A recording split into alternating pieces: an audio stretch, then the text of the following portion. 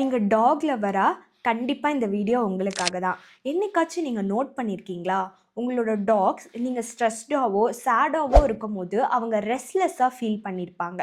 அதே போல் நீங்கள் காமாக இருந்தீங்கன்னா அவங்களும் காமாக இருந்திருப்பாங்க. சம்டைம்ஸ் நீங்கள் இதை கோஇன்சிடென்ஸ்ன்னு நினச்சிருக்கலாம். ஆனால் இது கோஇன்சிடென்ஸ் கிடையாது, சைக்காலஜி. டாக்ஸை பொறுத்தவரையிலும் நம்மளோட வேர்ட்ஸை அவங்க அதிகமாக புரிஞ்சுக்க மாட்டாங்க. மோர் தென் தட் நம்மளோட எமோஷன், பாடி ரியாக்ஷன், எக்ஸ்ப்ரெஷன் எல்லாத்தையுமே அவங்க பெட்டராக புரிஞ்சுப்பாங்க ஹியூமன்ஸை விட.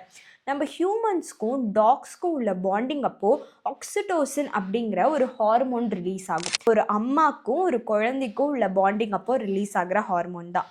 ஆனால் இதனால் நம்மளோட ட்ராமா ரிலீஸ் ஆகுமா ஆர் தெரபிஸ்ட் கிட்டலாம் போக வேண்டாமான்னு கேட்டால் நோ. டாக்ஸ்னால உங்களோட எமோஷனை ரெகுலேட் பண்ண முடியும், பட் ட்ராமாவை க்யூர் பண்ண முடியாது.